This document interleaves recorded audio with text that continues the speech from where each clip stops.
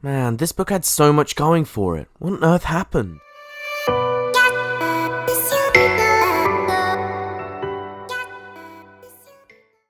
I want to start off by saying the concepts in this book are really good. Believe it or not, this is the first story to be outright focused on werewolves in Doctor Who. We have a few werewolf-like villains in Classic Who and the comics at the time, but nothing as in your face as this book.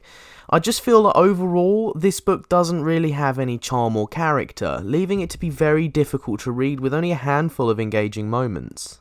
Peter Angulides is the author of this book and has contributed quite a lot to Doctor Who over the years. He's written a lot of short stories, a few bits for the Virgin Decalogue series, and a couple of other bits and pieces here and there. This, however, is his first full novel, and for a first go, I think it was a good stab. Angulides wrote this book desperately wanting to write for Doctor Who after seeing what other writers were doing in the Virgin New Adventures. He found his in by writing a couple of short stories for the Virgin Decalogue series and made friends with the right people. He then went on to write Kursaal and left the characters open so they could fit with any Doctor or any companion, making it easier for this book to be allocated to any series. But he wasn't expected to be put into the 8th Doctor adventures with an entirely new companion. For this book, Angulides had to rework his companion, which he revealed was a challenge in some of his interviews. If the title didn't already give it away, the book takes place on a planet called Kursaal. Kursaal is being terraformed and colonised to create a planet-sized theme park, with the corrupt owners blowing up ancient cathedrals and relics of the old race that supposedly died out a long time ago. The Doctor and Sam land on the planet hoping to go on some rides, but instead find themselves landing a little too early in the planet's history, namely when the construction was underway. Naturally, in classic Doctor Who style, they get pinned for a murder they didn't commit and run off into hiding, where Sam finds a group of resistance fighters that don't agree with the work carried out on Kursaal. The reason these resistance fighters are against the terraforming is because they believe this ancient race of wolf-like creatures called the Jacks are still inhabiting the planet, and Mr. Grey, the owner of the company, is wiping out their old temples trying to make way for his quick money grab. The Doctor, in the meantime, discovers that a virus is getting into people that are getting murdered and turning them into, well, you guessed it, werewolves. After a lot of chasing around and a few semi-emotional deaths, Sam and the Doctor work together to try and bring down the corrupt company. However, the owner of the company gets infected by the virus and ends up falling off the top of a building after fighting Sam, causing the population to realise what's happening and, fingers crossed, the problem to be solved. The Doctor and Sam then travel into a future version of the planet to go on the holiday they were intending, only to find out the virus continued to infect people, including Sam, when she fought Mr. Grey. As Sam leads her new pack of wolves to release the infection properly, the Doctor discovers that the Jax is actually a virus itself. Sam then overcomes the virus and they leave the planet after destroying the remnants of the Jax. As much as I don't think this book was awful, it really isn't a book I could recommend to people. I was really struggling to finish this one and was just simply getting bored of it. The ideas presented seemed an interesting and unique take on werewolves in Doctor Who, but the execution was severely lacking due to the uninteresting way the story was told.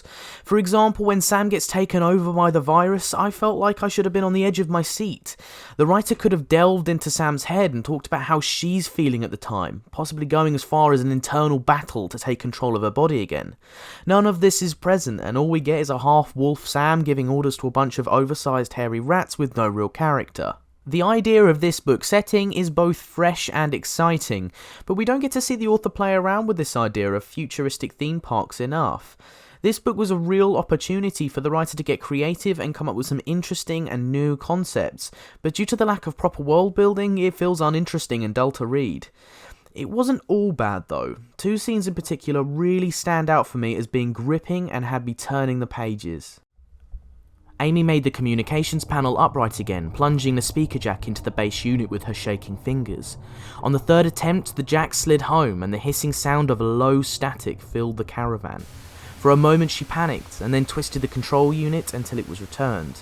The hiss vanished, but she could now hear a low growling. The new sound was coming from the first tunnel, the one that led back to the surface.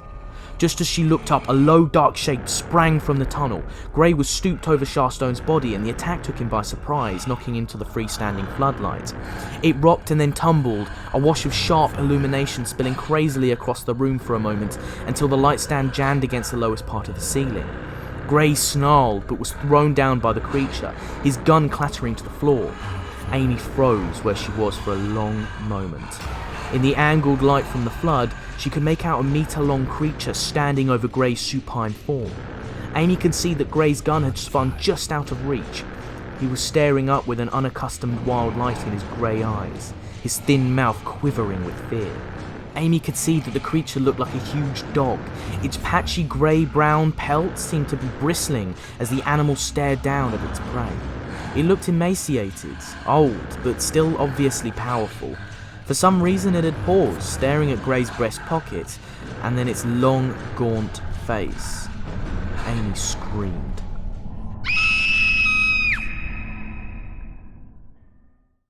This was right at the start of the book, and the build-up was incredible. I read this chapter so quickly just to see who comes out alive and who doesn't. The characters on a whole I thought were one of the stronger points of the book, mainly the characters Cockaigne and Cadike, who seemed fleshed out and distinct. Everyone else, however, seemed to be in the background, other than one particular character who dies in the book, which hits kinda hard and was written really emotively. That death scene was the other scene that really stood out in my opinion, but I won't read it out so I can avoid spoilers for people wanting to read this one. Sam and the Doctor were written okay, however there was no character development through the entire book with them, so they seemed a little bit one-dimensional at times. I feel this might have been because the book was written for any Doctor and any companion to be just shoehorned in at the drop of a hat, which is disappointing as the Doctor and Sam have an interesting chemistry which authors have real opportunity to play around with. This missed opportunity is a real sting, especially when you're reading these books as a series.